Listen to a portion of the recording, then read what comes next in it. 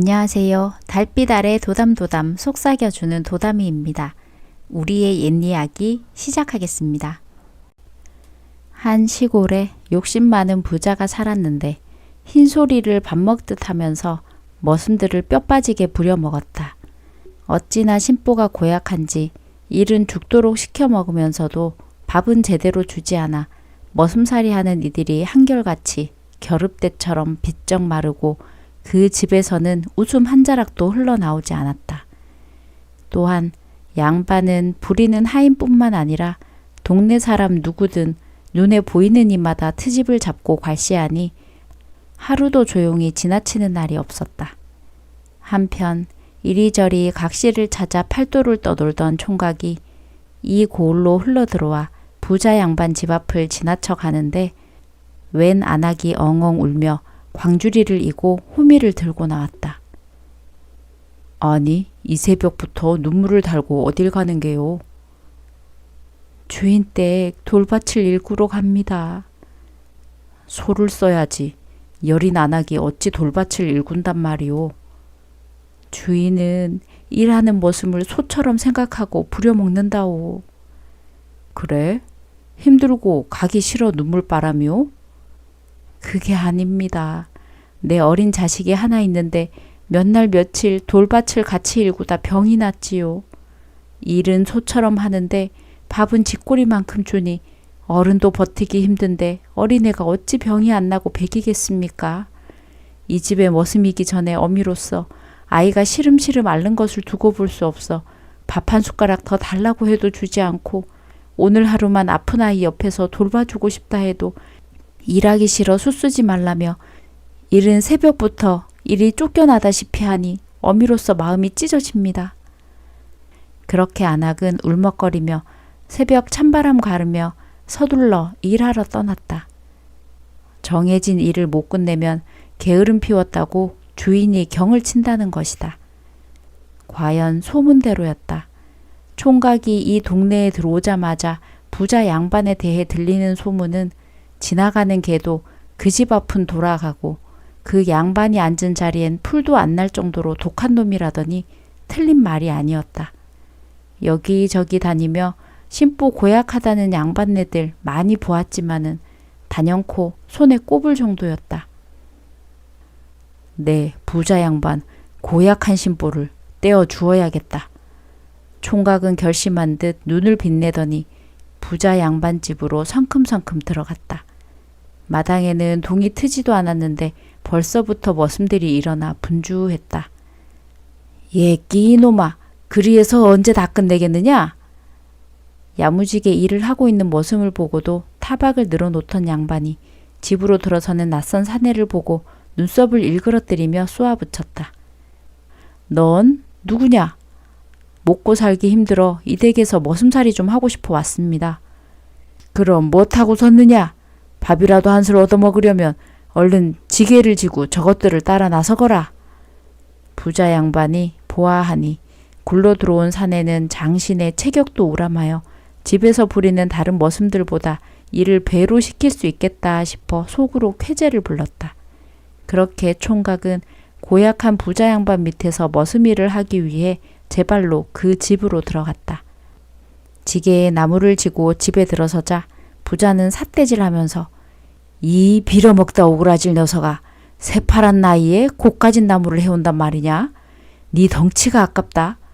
나는 젊어서 산더미 같은 짐을 지고 하루에 수백 리씩 걸었다. 하고 욕설을 퍼부어댔다. 양반의 욕설을 그대로 받으면서도 총각은 태연히 대꾸 한마디 하지 않고 마당에 지게를 내려놓았다. 저녁은 주먹밥 한 덩이를 주는데 총각에게는 간에 기별도 가지 않을 양이었다. 과연 새벽에 울며 일을 나가던 안악네의 말대로였다. 그제야 총각은 안악의 아이는 어찌 되었나 걱정되어 찾아가니 웬 관연한 처녀가 안악과 함께 있었다. 아씨, 정말 고맙습니다.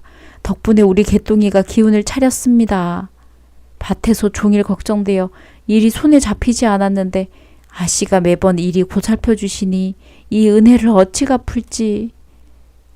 고맙다니 당치도 않네. 오히려 내가 매번 미안해 몸둘 바를 모르겠네. 아버님께 사람을 모질게 대하면 아니 된다 말씀드려도 도통 듣지를 않으시니.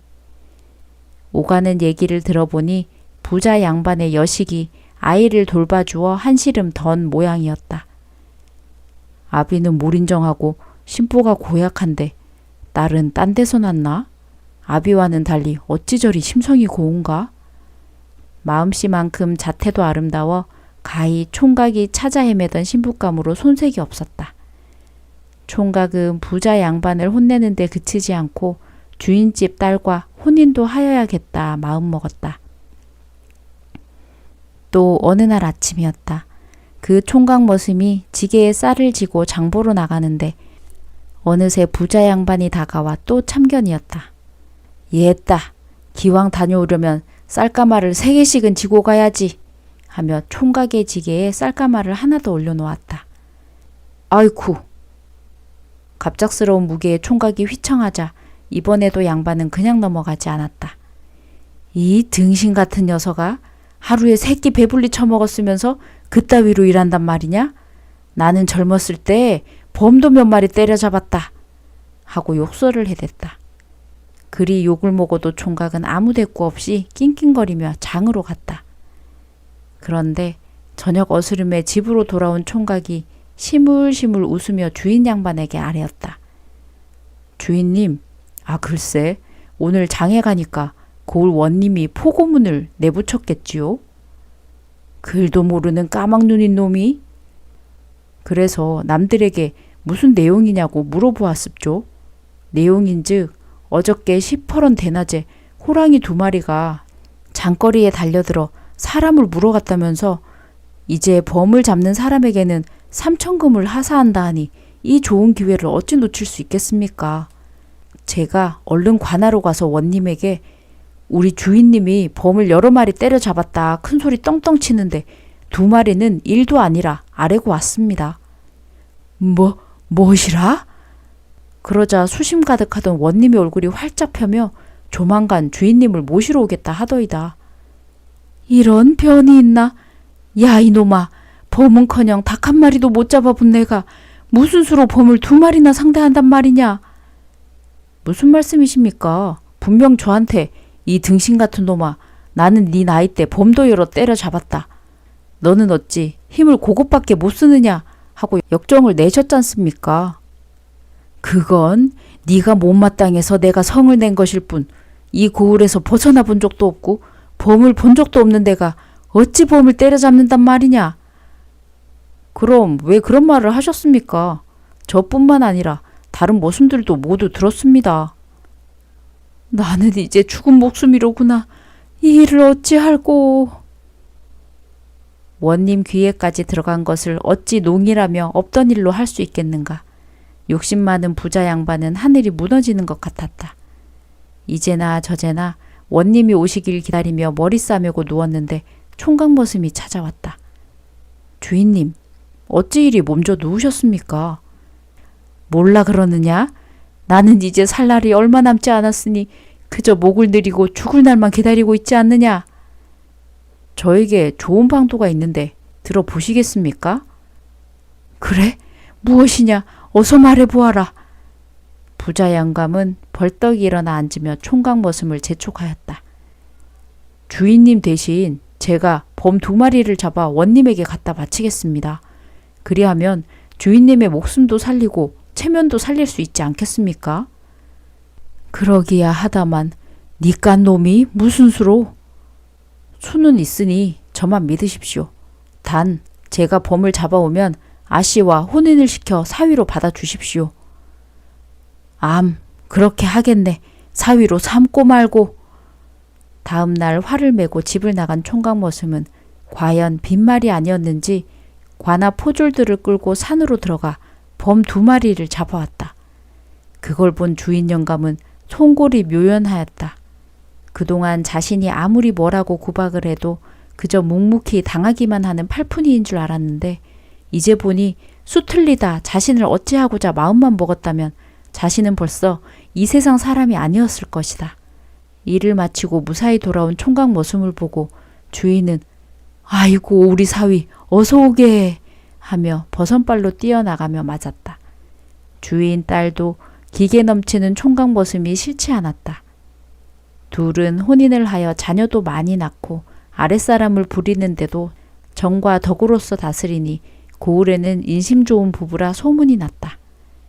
그 후로도 주인 양반이 재벌은 못 버리고 머슴들에게 고약하게 굴라치면 장인어른 범잡으로 가시렵니까? 하며 사위가 나타나니 머슴들 앞에서 체면이 서지 않아 그저 헛기침만 해대었다. 결국에는 부자 양반도 하인들을 박하게 대하지 않고 무리하게 일을 시키지 않으며 잘 살았다고 한다. 오늘의 이야기는 여기까지입니다. 재미있으셨다면 구독, 좋아요 부탁드립니다.